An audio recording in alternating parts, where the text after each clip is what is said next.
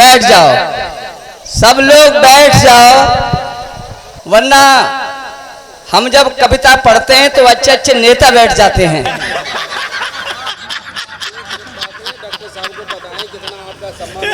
नहीं नहीं नहीं, माला की बात नहीं है, पहले कविता माला की बात नहीं है।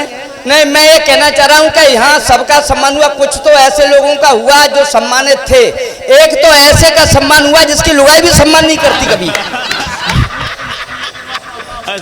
मैं उनका नाम नहीं बताना चाहता। चलो अच्छा है। कभी भूल कर भी न आंसू बहाइए, कभी भूल कर भी न आंसू बहाइए, बड़ा पाप होता है दिल मन दुखाइए। क्या बात। खुशहाल रहने का एक ही है मूल मंत्र, सुबह शाम हंसिए सबको हंसाइए। मानसिक वेदनाएं बीमारियों की जड़, हष्ट पुष्ट रहना है तो खूब खिलखिलाइए। भरपूर आनंद लेना चाहते हो तो मुट्ठियां भींचकर ठाके लगाइए। विनोद राजयोगी तुम्हें आ गया हंसाने को, एक बार जोरदार तालियां बजाइए। विवेक जी यूनिवर्सिटी में प्रोफेसर हैं, तो कमलेश जी हमसे बोला कि हम भी प्राइमरी में प्रोफेसर हैं। क्या बात है, क्या बात है। सबका सम्मान हुआ साहब। मेरी एक बात सुन लेना, मैं बहुत हल्की हल्की, मैं इन लोगों की तरह बहुत कठिन भाषा नहीं बोलूंगा, मैं श्लोक नहीं बोलूंगा विवेक की तरह। मुझे पता है कि सामने वाले के समझ में भी आना चाहिए ना। दारू की बहुत बात हुई कि दारू ऐसे खत्म हो जानी चाहिए, दारू ऐसे खत्म हो जानी चाहिए। लेकिन मैं कहता हूं दारू पुरुषों के खत्म करने से नहीं होगी। एक बाबा जी आए थे गांव में, उस गांव में आए, गांव के बहुत लोग दारू पीते थे। बाबा जी ने कहा कि हम इस गांव की दारू आज खत्म करना चाहते हैं, सारे लोगों को बुलाओ। सारे लोग आए गांव के, बाबा जी ने प्रवचन देना शुरू किया। दारू बहुत खराब चीज होती है, दारू नहीं पीनी चाहिए। उन्होंने प्रैक्टिकल किया, उन्होंने थोड़ी सी दारू मंगाई, एक गिलास में रखी, फिर एक मक्खी पकड़ी और मक्खी गिलास में डाली, तो मक्खी को तो मरना ही था, मक्खी मर गई। बाबा जी ने पूछा, हे लोभ लखेड़ा के लोगों, तुम इस मक्खी मर जाने से क्या सीखे, आपने क्या शिक्षा ली? एक शराबी खड़ा हुआ, बोला बाबा जी यह शिक्षा ली कि अगर हम दारू पिएंगे तो पेट के कीड़े मर जाएंगे, इसलिए हम सबके कहने से दारू नहीं खत्म होगी। दारू खत्म होगी, माताएं बहनें अगर चाहें तो दारू उसी दिन खत्म हो जाएगी साहब। मैं आपको सच बताता हूं, एक बेटी ने क्या किया, सोच सुनिएगा। शादी हो रही थी उसकी, शादी में आप जानते हो 7 फेरे पड़ते हैं, फिर 7 वचन दिए जाते हैं। 7 वचन दिए, 7 वचन दे दिए। पंडित जी ने कहा कि अब तुम्हारी शादी हो गई है। लड़की बोली अभी नहीं हुई है, एक 8वां वचन और दो। उसने कहा कौन सा वचन? कि बोले कि जे भी सुख से जिएंगे हम भी सुख से जिएंगे, इनसे कहो कि 8वां वचन दे कि आज से दारू नहीं पिएंगे। लड़का बोला ये शादी टूट सकती है, रोटी छूट जाए, लेकिन दारू नहीं छूट सकती है। लड़की बोली अगर दारू नहीं छूट सकती है तो हमें ये वचन दे कि जब तू पिएगा या किसी को पिलाएगा तो एक पौवा मेरे लिए भी लेके आएगा। जैसे ही उसने सुना कि एक पौवा मेरे लिए भी लेके आएगा, तो लड़के का बाप भागा भागा आया। बोले बेटा तू पहले वाला वचन ही दे दे, अगर बहू भी दारू पीने लगी तो घर में इतना पंगा हो जाएगा कि सबकी खोपड़ी फूट जाएगी, और तेरी तो तेरी, तेरे बाप की भी दारू छूट जाएगी। इसलिए अगर बेटियां चाहें तो दारू छूट सकती है। आइए मैं 2-4 पंक्तियां पढ़ता हूं साहब। ये दहेज जो है ना, दहेज बहुत खराब है। एक शादी हो रही थी साहब, शादी में 1 लाख की बात थी, शादी में 1 लाख की बात थी, दरवाजे पर बारात थी। तभी संयोग से दूल्हा की तकदीर फूट गई, किसी तरह उसकी रात में एक आंख फूट गई। दूल्हा की तकदीर फूट गई, संयोग से उसकी एक आंख रात में फूट गई। लड़की बोली कि मैं कुएं में गिरकर मरूंगी, लेकिन काने लड़के से शादी नहीं करूंगी। तो लड़के का बाप बोला अरे भाई दोनों आंखों का दहेज 1 लाख था, तो एक आंख का 50,000 हो गया। अगर एक आंख फूट गई है तो लड़का क्या बेकार हो गया? अरे 50,000 वापिस लो, उसके बाद शादी तो करो। लड़की ने दिमाग लगाया और बोली, मेरे होने वाले पापा जी, अगर आंख का ही दहेज है तो फिर रिश्ता हमारा इसी से जोड़ दो, और इसकी एक फूट गई है और दूसरी भी फोड़ दो, और हमारे 50 नहीं 1 लाख वापिस दो। लड़का बोला, पिताजी दोनों आंखें फुड़वा के क्या मरेंगे? हम शादी इससे नहीं करेंगे। तो इसलिए मैं कहता हूँ, देखो बेटियां बहुत आगे हैं, बेटियां किसी से कम नहीं हैं, बेटियां चाहें तो समाज बदल सकता है। आइए दहेज के ऊपर एक कविता मैं पढ़ता हूँ आपके सामने, सुने। चीख चीख कर कोस रही थी एक खड़ी वृद्धा नारी, चीख चीख कर कोस रही थी एक खड़ी वृद्धा नारी, दौलत की खातिर खुद हमने अपनी आज सुता मारी। धरे हुए थी लाश सामने अपनी सुता भागन की, टूट गई थी एक तमन्ना बनना सखी सुहागन थी। सुना रही थी करुणा गाथा, पूछ रहे थे बात सभी, दे ना सकी दहेज बेचारी लौट गई बारात अभी। घर में बैठा बाबुल रोता, बात जिगर में खटक गई, नहीं सह सकी सुता बेचारी वो फांसी पर लटक गई। नहीं सह सकी सुता भागिन हुआ फांसी पर लटक गई। ना जाने कितनी बहनों का ये दहेज यमराज हो गया, आया बनकर रहती घर में जीना ही दुश्वार हो गया। तनाई में दबी हुई है प्यार मोहब्बत खाक हो गई, किसी ने घर से उन्हें भगाया कोई जलकर राख हो गई। काश तुम्हारी बहनों के भी कोई तन पर आग लगा दे, फटे चीथड़ों से लपटाकर अपने घर से उन्हें भगा दे। फिर ये तुमसे पूछे आकर, बोलो आप क्या बीती है, बहन तुम्हारी घर में बैठी कैसे आंसू पीती है। बहन तुम्हारी घर में बैठी कैसे आंसू पीती है, वह भी तो वह बहन किसी की जिसको तुमने बहू बनाया। जुल्म किया जब तुमने उस पर, तुमको वह घर याद ना आया। थोड़ी सी दौलत की खातिर घर से बमुए भगा रहे हो, तुम तो हो जल्लाद कसाई घर घर फांसी लगा रहे हो। तुम तो हो जल्लाद कसाई घर घर फांसी लगा रहे हो। और 4-5 दिन सुन लेना, मुझे सलाह देना, आशीर्वाद दे देना। तुम तो हो जल्लाद कसाई घर घर फांसी लगा रहे हो। बेक्या जाने इंसानों को जो दौलत पर मरते हैं, शादी का पर्दा डाले घर की नीलामी करते हैं। बेक्या जाने इंसानों को जो दौलत, बहुत बहुत धन्यवाद भाई। बेक्या जाने इंसानों को जो दौलत पर मरते हैं, शादी का पर्दा डाले घर की नीलामी करते हैं। बेच रहे हैं बेटा अपना, कैसा है जमाना है।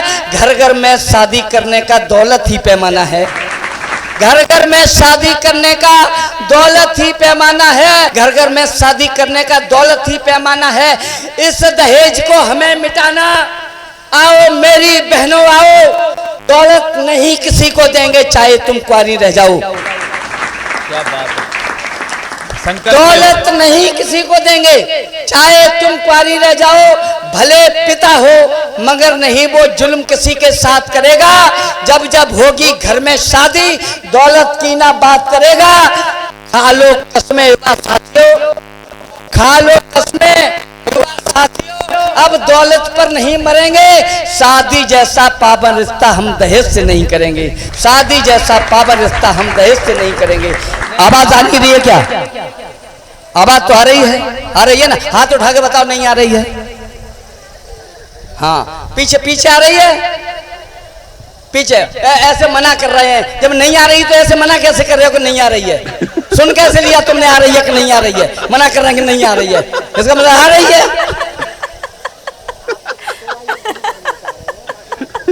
वो डॉक्टर कमलेश जी हैं और वो कह रहे थे कि वो मैं पढ़ा लिखा हूँ। एक लड़का बिना पढ़ा लिखा था। एक दिन वो एक महफिल में गया तो उसने, उसकी माँ ने उसे समझाया कि बेटा देखो तुम पढ़ी लिखी महफिल में जा रहे हो और तुम पढ़े लिखे तो हो नहीं, वहां जे सिद्ध न हो जाए कि तुम पढ़े नहीं हो। यह पता लगना चाहिए कि तुम सबसे ज्यादा तुम ही पढ़े हो। तो वहां किसी ने पूछा कि यहाँ कोई पढ़ा लिखा है, वो सबसे पहले बोला कि मैं पढ़ा लिखा हूँ। लोग समझ गए कि यही बिना पढ़ा लिखा है।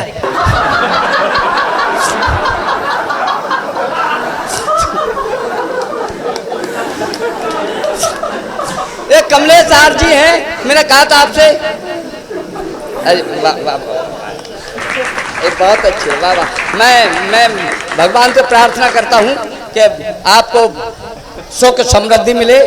मैं हाँ, मिठाई लाल जी हैं, और मिठाई लाते तो ज़्यादा अच्छा होता है ना।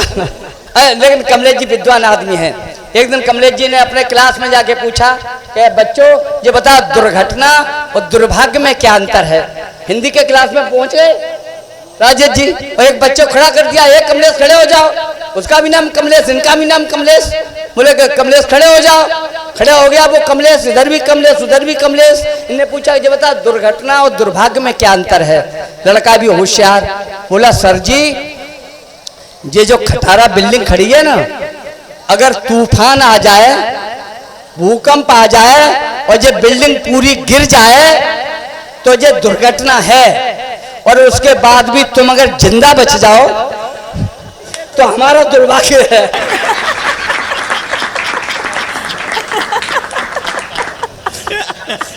जो प्राइमरी के स्कूल की बड़ी बड़ी विडंबनाएं हैं। प्राइमरी स्कूल में ऐसी ऐसी बातें होती हैं कि वो एक दिन इंस्पेक्टर आ गया, सुनना मेरी बेटी तुम सुनना, एक इंस्पेक्टर आ गया और कक्षा 2 की क्लास में घुस गया, और 2 के क्लास में घुस के उसने पूछा कि ये बताओ देश का प्रधानमंत्री कौन है। लड़के ने हाथ उठाया, बोला सर मैं बताऊं। उसने कहा हाँ बताओ। बोले कौन है प्रधानमंत्री। बोले रंगू लाल है। बोले रंगू लाल कब से प्रधानमंत्री हो गए देश के। बोले कौन है रंगू लाल। बोले कि रंगू लाल जी हमारे पापा का नाम है। बोले तो वो प्रधानमंत्री कैसे हो गए। बोले कल दिल्ली गए थे और लौट के आए नहीं, तो मम्मी कह रही थी बेटा उन्हें तलाश की, प्रधानमंत्री तो नहीं हो गए। तो मुझे तो लगता है रंगूलाल प्रधानमंत्री हो गए। देखिए हर घर में शांति के लिए भाई भाई का प्यार जरूरी है। नरेंद्र जी मैं 4 पंक्तियां पढ़ता हूं, लेके जाना मेरी माताओं, मेरी बहनों, मेरे भाइयों। सुने, चंदू मल हलवाई के घर नहीं किसी का टोटा था। क्या बात है। जो ना याद करेंगे आप, सुनने को नहीं मिलेगी कहीं।